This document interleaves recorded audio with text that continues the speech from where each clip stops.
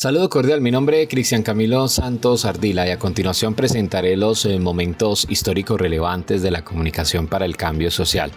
De ahí debemos remontarnos primero a lo que fue la Segunda Guerra Mundial entre 1939 y 1944, porque allí se generaron situaciones muy importantes y fue de hablar una comunicación para el desarrollo enfocado más exactamente a temas muy puntuales, a profesores que eran contratados para que estos diseñaran, profesores universitarios para que diseñaran estrategias de propaganda de guerra.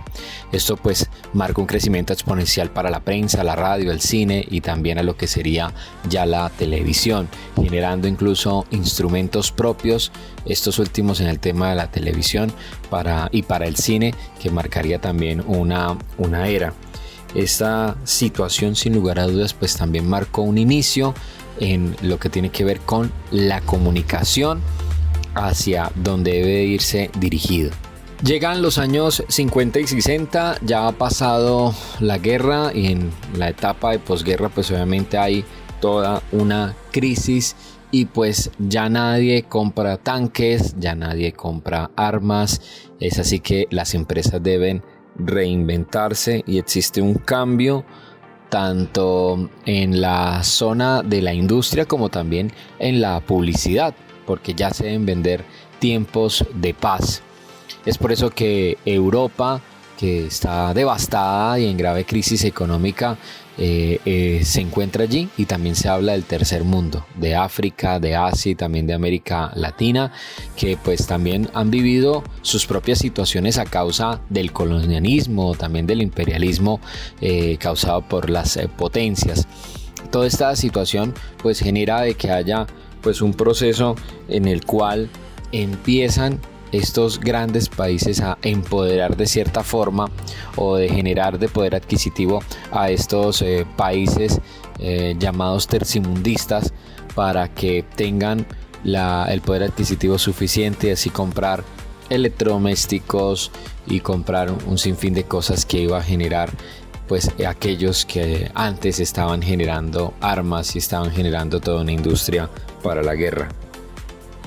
Llega el año 1959 y con él la creación del Consejo Universitario de la Universidad Central del Ecuador con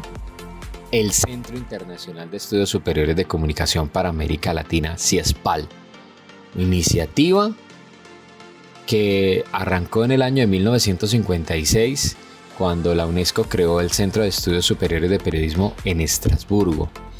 Y sería un punto de inflexión para América Latina, que venía bombardeada por toda la información europea, por toda la información de América del Norte, y más que información de comunicación y de algunas formas en que debía entenderse la información, debía entenderse el mundo. Y es con esto pues que se marca para mí un punto de inicio y de final a muchos procesos que se venían tratando por lo menos en la primera mitad del siglo XX, sobre todo en el área de la información, sobre todo en el área misma de la comunicación, para luego también entender de lo que significaría todo este proceso en el área de la comunicación y también del periodismo. 1973 y se genera también el primer proceso de cara a buscar esa contracorriente, ¿no? Y se genera el contraparadigma, el modelo modernizador de desarrollo surgiendo en América Latina. Luego esto se llevaría a Asia, en Filipinas más exactamente, la teoría de la dependencia, de la que se desprende no solamente los cuestionamientos en el campo de la economía, sino también de la educación, como lo diría Freire en 1973, y también en la comunicación. Ese paradigma era en ese entonces renovador porque tomaba en cuenta las tradiciones, el sentido de la comunidad, los derechos humanos y el diálogo entre culturas. Ya se empieza a ver una comunicación más arraigada a lo de nosotros, a lo que siempre hemos tratado de aquí en adelante en los aspectos comunicativos. En los años de 1980 se promueven dos situaciones. Primero, hay que ver de las innovaciones tecnológicas en el campo de la agricultura que fueron acompañadas en esos años por lo que se conoció como las teorías del difusionismo, que promovieron algunos profesores de los Estados Unidos, como por ejemplo Will Burchard, también Daniel Lerner o Ever Rogers, que privilegiaron el uso de los medios masivos de difusión para transformar las culturas locales que eran consideradas como retrasadas. Particularmente así lo mencionaba Lerner. Este modelo de desarrollo pues dejó 60 años más tarde lo que se ha denominado en otros textos como los cementerios del desarrollo, caminos sin terminar, bombas de agua que no funcionan y en fin, un montón de situaciones que realmente nunca llegaron a un feliz término. Más adelante también hay que hablar del informe McBride. Esto sin lugar a dudas pues marca un nuevo orden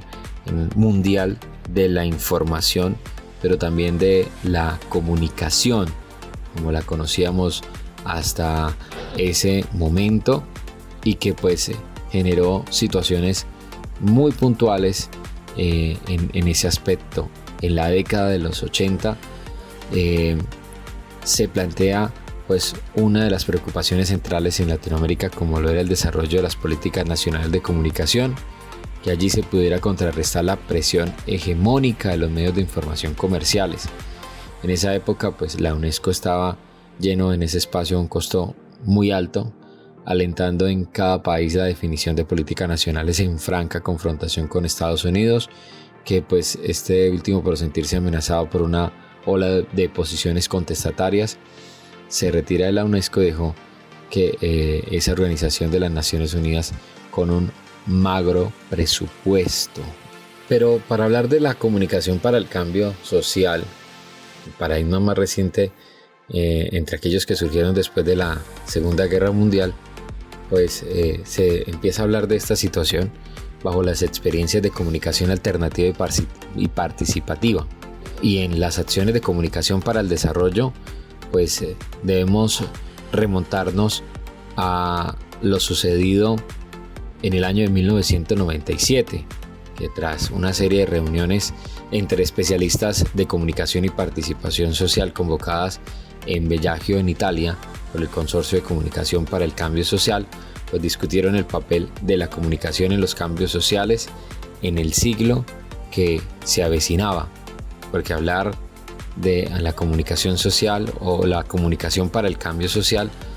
pues ha sido una de las situaciones que más ha encapsulado de alguna forma en lo que se conoce como diálogo y debate, basado en la tolerancia, el respeto, la equidad, la justicia social y también la participación activa de todos.